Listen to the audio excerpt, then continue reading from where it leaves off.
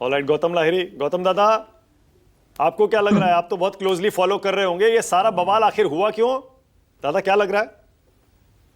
पहली बात तो है कि जो जिस स्ट्रांग रूम में ममता बनर्जी पहुंचे वहां पे भावलनीपुर का सारे ईवीएम रखा हुआ है, ये साखवात मेमोरियल कॉलेज। तो एज ए उम्मीद उनका कहना था कि मैं एक उम्मीदवार हूँ, उम्मीदवार को देखने का हक है कि क्या स्थिति सही है कि गलत है। लेकिन उसको जाने भी दिया तो चुनाव आयोग, वो तो अपने आप दरवाजा खुल के नहीं घुसा ना, तो चुनाव आयोग जाने दिया उस। लेकिन जिस वीडियो का बात वो कर रहा है वो तो आधिकारिक स्पष्ट कर दिया कि वो पोस्टल बैलेट का हो रहा था, क्योंकि ईवीएम जिस जगह पे है वो अलग जगह है, हाँ। ये अलग जगह। एक्चुअली बात यह है कि बात सही है कि जिस तरह से इस बार चुनाव हमने देखा, सारे तामझाम सरकारी एजेंसियां सब में लग रहा है कि एग्जिट पोल होने के बावजूद भी दोनों पार्टियों में संदेह है, सचमुच जीता तो। ये जो संदेह जो है, लगता है क्या हेरा फेरी काउंटिंग में, क्योंकि बंगाल में ये शिकायत विरोधी दल बार बार करते थे कि काउंटिंग में हेरा फेरी होता है, ये शिकायत था पहले। लेकिन इस बार तो चुनाव आयोग बड़ा सख्त कदम उठा रहा है। दूसरी बात है कि राज्य सरकार की जितना कर्मचारी इस बार हटाया गया, इस बार केंद्रीय सरकार का जितना कर्मचारी है, केंद्रीय उद्योग का जो कर्मचारी है, वो इस बार काउंटिंग काउंटिंग का ऑफिसर होके रहेंगे। तो इसलिए एक तो है कि इस बार राज्य सरकार का हेराफेरी, फिर भी मैं इसमें ज्यादा कोई महत्व इसलिए नहीं देखता हूं कि जो सरकारी कर्मचारी है, जो सरकार के ज्यादा दर पे खिलाफी होता है, वो केंद्र हो राज्य हो, क्योंकि ममता बनर्जी सारे डीए नहीं दिया, तो क्यों उसको हटाया, तो ममता बनर्जी खुश है। लेकिन सेंट्रल गवर्नमेंट एम्प्लॉय जो है वो केंद्र से नाराज है, बहुत सारे काम नहीं हो रहा है, प्रमोशन नहीं हो रहा है।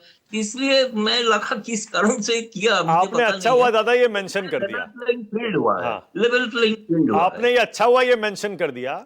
कल ही हाईकोर्ट में ये पिटिशन गई थी, कल ही हाईकोर्ट में ये पिटिशन गई थी, जिसमें इस बार इलेक्शन कमीशन ने जो केंद्र सरकार के और केंद्रीय पीएसयू के जो कर्मचारियों को लगाया है काउंटिंग सेंटर्स में, उस पर टीएमसी के उम्मीदवार एक नेता शायद नाम मुझे याद नहीं आ रहा, उनकी तरफ से पिटिशन था, हाईकोर्ट ने खारिज कर कल्याण दिया। बनर्जी और सांसद है, कल्याण कल्याण बनर्जी, बनर्जी कल्याण सांसद। बनर्जी। हाईकोर्ट ने उस पिटिशन को खारिज कर दिया। हाईकोर्ट ने कहा रिप्रेजेंटेशन ऑफ पीपल एक्ट और उसके बाद जो नियम बने हैं उसमें कहीं नहीं लिखा है कि आप यूनियन गवर्नमेंट के एम्प्लॉइज को लगाएंगे या स्टेट गवर्नमेंट के लगाएंगे, ये इलेक्शन कमीशन का एक प्रेरोगेटिव है।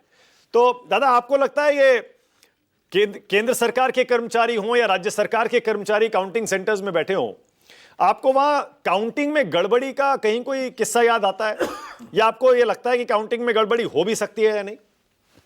देखिए, पिछले चुनाव में एक कॉन्स्टिट्यूंसी था आरामबाग, जिसको लेकर शिकायत हुआ था कि उस जगह पे ऑपोजिशन कैंडिडेट जीत रहे थे, लेकिन गड़बड़ी से उसको जिताया गया तृणमूल कांग्रेस से। ऐसे ममता बनर्जी का खुद का शिकायत है, नंदीग्राम में हराया गया है, लोड शेडिंग करके काउंटिंग में हेराफेरी हुआ है। तो इसलिए शिकायत होता है बंगाल में। खास तौर पे जो हार जाते हैं वही शिकायत करते हैं, हम तो जीत रहे थे लेकिन काउंटिंग में हेराफेरी करके हमको हराया गया। लेकिन मुझे ये ज्यादा दर पे एक दो छिटपुट घटना हो सकता है, ये 294 कॉन्स्टिट्यूंसी में हेराफेरी हो रहा है, ये विश्वास करना मुश्किल है। मतलब काउंटिंग जब होती है खासतौर से ईवीएम आने के बाद, दादा आपको लगता है ना कि उसमें कोई गड़बड़ी की संभावना नहीं होती है? बहुत ही कम है। मुझे इतना, मैं बहुत लोग शिकायत करते हैं, बहुत लोग बोलते हैं कि ईवीएम का गड़बड़ी है, लेकिन मुझे अभी कोई प्रूफ अभी तक तो देखा नहीं, मिला नहीं। कुछ राजनीतिक दल, बड़े बड़े राष्ट्रीय नेता भी दिखाया है कि कैसे गड़बड़ी हुआ है। अभी बंगाल में होगा कि नहीं हुआ कि ये तो चुनाव 4 तारीख का ठीक है, बाद ही पता चल जाएगा। ठीक है, ओके।